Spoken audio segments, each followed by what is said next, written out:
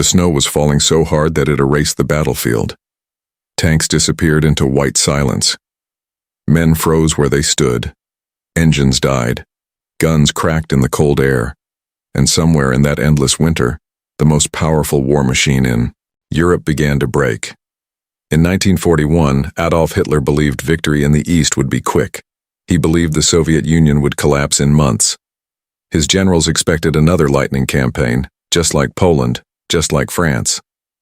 But what they found instead was distance, resistance, and a winter so brutal that even steel could not survive it. Welcome to History Plus. Today we step into one of the most decisive moments of World War II, when snow and steel crushed the SA, Nazi war machine. If you value deep, clear storytelling about real history, take a second right now to like this video and subscribe to History Plus. It helps the channel grow, and it tells me you want more powerful stories like this. When Germany launched Operation Barbarossa in June 1941, it was the largest invasion in human history. More than 3 million German soldiers crossed into Soviet territory. Thousands of tanks rolled forward. Aircraft filled the skies. The strategy was simple. Destroy the Red Army quickly, capture key cities, and force the Soviet Union to surrender before winter. At first, everything seemed to work. German armored divisions cut deep into Soviet lines. Entire Soviet armies were surrounded and captured. Cities fell in weeks. The German advance moved so fast that supply trucks struggled to keep up. Many German officers believed the war in the East would be over before Christmas. But war on paper and war in reality are not the same. The Soviet Union was not like Western Europe. It was massive. The roads were poor. Distances were enormous. Every mile east stretched supply lines thinner. Fuel had to travel hundreds of miles. Ammunition convoys were vulnerable, and the Red Army, despite terrible losses, did not collapse. Instead of surrendering, Soviet forces retreated deeper into their territory. Factories were dismantled and moved east beyond the Ural Mountains. Rail lines were redirected. Entire industries disappeared from German reach and reappeared far from the front. What looked like chaos was actually survival. By autumn 1941, Hitler focused on one final objective: Moscow. He believed that capturing the Soviet capital would shatter morale and end organized resistance. Operation Typhoon was launched. German forces pushed toward the city with renewed intensity. Once again, they achieved massive encirclements. Hundreds of thousands of Soviet soldiers were captured. The road to Moscow seemed open, but as October arrived, the weather changed. Rain fell heavily across western Russia. Dirt roads turned into rivers of mud. Vehicles sank to their axles. Horses struggled to pull artillery. Tanks burned fuel at alarming rates just trying to move a few miles. This season had a name in Russia: Rasputitsa, the season when the land itself fights you. German soldiers who had trained for fast movement now crawled forward at walking speed. Supplies arrived late. Food was limited. Winter uniforms had not yet been issued because German planners believed the war would already be won, and still they pushed on. By November, temperatures dropped sharply. The mud hardened into frozen ground. Movement became easier again, but now a different enemy arrived. The cold was not just uncomfortable, it was deadly. Temperatures fell to -20, -30 degrees Celsius. Engines froze overnight. Oil thickened like glue. Rifle bolts jammed. Soldiers wrapped blankets around their boots because standard footwear was not designed for Siberian winters. Frostbite cases exploded. Men lost fingers and toes before they ever saw the enemy. Yet despite everything, German units reached the outskirts of Moscow. Some advance patrols could see the distant spires of the city. For a moment it seemed like victory was still possible, but something unexpected was happening on the other side. Soviet intelligence had learned that Japan would not attack from the east. That meant Siberian divisions, hardened by extreme winter training, could be transferred to defend Moscow. These soldiers arrived wearing white camouflage suits. They were equipped for deep snow. Many used skis for rapid movement. They were fresh. They were prepared.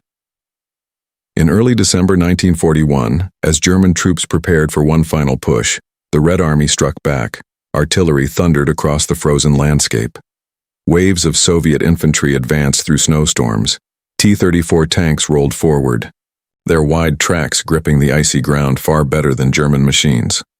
The T-34's sloped armor deflected shells that would have destroyed other tanks. In the freezing temperatures, it performed better than many German vehicles. For the first time since the invasion began, German forces were not advancing. They were being pushed back. The shock was enormous. German soldiers who had marched across Europe without serious defeat were now retreating in deep winter. Units were exhausted. Supplies were low. Communications broke down in the cold. Entire formations were reduced to half strength. Hitler responded with one of the most controversial decisions of the war. He ordered his forces to stand fast. No retreat without direct approval. He believed holding ground at all costs would prevent total collapse. Some generals argued that a controlled withdrawal would save lives and shorten supply lines. But Hitler feared that any retreat could turn into panic. So the order remained. Hold your positions. And in some places, that decision had an unexpected effect. German units dug into frozen earth. They converted villages into defensive strongpoints. They used whatever materials they could find to reinforce positions. The line bent, but it did not completely break. The cost, however, was terrible. Casualties mounted daily. Frostbite filled field hospitals. Equipment failed constantly. Horses died in large numbers, crippling transport. Men fought not only the Red Army but the cold itself. The myth of invincibility was fading fast. Meanwhile, Soviet production was increasing. Factories relocated east were already producing new tanks and weapons. Fresh recruits were being trained. The Red Army was learning from early mistakes. It adapted tactics. It improved coordination between infantry, artillery, and armor. Internationally, events were shifting as well. In December 1941, Japan attacked Pearl Harbor. The United States entered the war. Germany now faced not only the Soviet Union, but the industrial might of America. The conflict was becoming truly global. By early 1942, German forces had been pushed back dozens of miles from Moscow. The capital remained in Soviet hands. Operation Typhoon had failed. What was meant to be a decisive knockout blow became the first major strategic setback for Hitler in the East. But this was not yet the destruction of the Nazi war machine. It was the beginning of something slower, more grinding, and more deadly. The war in the East transformed into a struggle of endurance, manpower, industry, fuel, and morale. The snow had stopped the advance. Now steel would decide the future. In the next part, we will move forward into 1942 and 1943, where battles of unimaginable scale would test both sides beyond anything seen before. The frozen fields outside Moscow were only the opening act. What followed would shake the world. The failure at Moscow did not destroy Germany's army overnight. In fact, by the spring of 1942, many German officers believed they could still recover. The front had stabilized. Soviet forces had pushed them back, but they had not broken them. Hitler saw this not as a warning, but as proof that his army could survive anything. Instead of pulling back or rethinking strategy, he doubled down. In the summer of 1942, Germany launched a new massive offensive, this time toward the south. The target was not Moscow anymore, it was oil. The oil fields of the Caucasus were critical. Without fuel, tanks could not move. Aircraft could not fly. Trucks could not deliver supplies. Hitler believed capturing Soviet oil would solve Germany's resource crisis and cripple the Red Army. At the same time, at first the advance looked promising. German forces pushed deep into southern Russia. Once again, the speed of movement created the illusion of success. But there was a problem. The front was becoming dangerously stretched. Units were separated by hundreds of miles. Supply lines grew thinner and thinner, and then came a city on the Volga River, Stalingrad. What began as a secondary objective turned into a symbol. Hitler wanted it captured for political reasons. Stalin wanted it defended for the same reason. The city became a magnet for destruction. By late 1942, The battle inside Stalingrad was unlike anything seen before. This was not fast-moving warfare. This was brutal, close-quarters combat. Soldiers fought inside factories, apartments, stairwells, and basements. Snipers hunted from ruins. Artillery reduced entire districts to dust. The city became a graveyard of concrete and steel. German troops managed to push Soviet defenders back, to the edge of the Volga River. At times, they were only a few hundred meters from complete victory. But they were exhausted. Casualties were enormous. And winter was returning. Just as it had near Moscow, the Red Army prepared a counterattack. In November 1942, Soviet forces launched Operation Uranus. Instead of attacking the strongest German positions in the city, they struck the weaker Axis units guarding the flanks, Romanian and Italian divisions that lacked heavy armor and anti-tank weapons. The breakthrough was fast and devastating. Within days, the German Sixth Army inside Stalingrad was surrounded. Nearly 300,000 soldiers were trapped.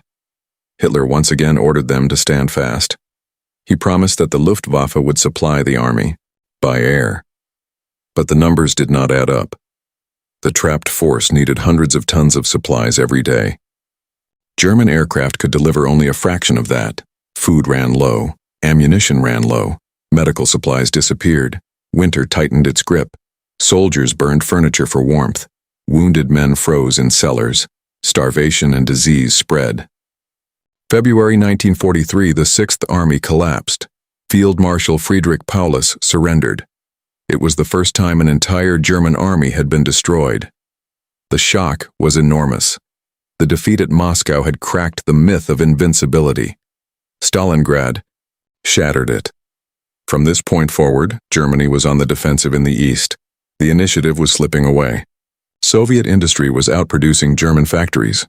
New tanks rolled off assembly lines in massive numbers. The Red Army was growing stronger with every passing month. Snow had slowed the Nazi war machine. Steel, Soviet steel, was now breaking. It piece by piece, and the war was far from over. After Stalingrad, the balance of power on the Eastern Front shifted in a way that could not be reversed. Germany still had strong armies, experienced commanders, and advanced weapons. But something essential was gone: momentum. After Kursk, the pattern was clear. Germany could still fight hard. It could still launch counterattacks. But it no longer controlled the direction of the war. The Red Army was advancing with growing confidence, backed by factories running day and night far beyond the reach of German bombers. Through 1944, Soviet offensives smashed into German lines again and again. Entire army groups were destroyed. Cities that had been captured in 1941 were liberated one by one. The Wehrmacht was no longer the unstoppable force that had once shocked Europe. It was retreating across the same ground it had conquered in triumph. Snow had exposed the weaknesses. Steel had finished the job. The brutal winter outside Moscow had proven that Germany could be stopped. Stalingrad had shown that entire armies could be destroyed. Kursk had confirmed that even Germany's strongest armored offensives could fail. From that point forward, the outcome became a matter of time and sacrifice. By 1945, Soviet forces were not defending their homeland anymore. They were advancing into Berlin. When we look back, it's easy to focus on one single battle. But history is rarely decided in one moment. It is shaped by turning points that build on each other. And the story we followed here shows how climate, industry, strategy, and human endurance combined to crush a war machine that once seemed unbeatable. On History Plus, we don't just tell you what happened, we explore why it mattered. And this story matters because it reminds us that overconfidence, underestimation, and poor long-term planning can destroy even the most powerful force. Now I want to hear from you. Which battle do you think truly broke Nazi Germany? Moscow, Stalingrad, or Kursk? Drop your answer in the comments and explain why. Your perspective adds real depth to this discussion. If this story gave you a clearer understanding of how snow and steel changed the course of World War II, share this video with someone who loves military history. And if you haven't already, subscribe to History Plus so you don't miss the next deep dive. History isn't just about victories, it's about lessons. And in the frozen winters of the Eastern Front, Those lessons were written in snow, fire, and steel.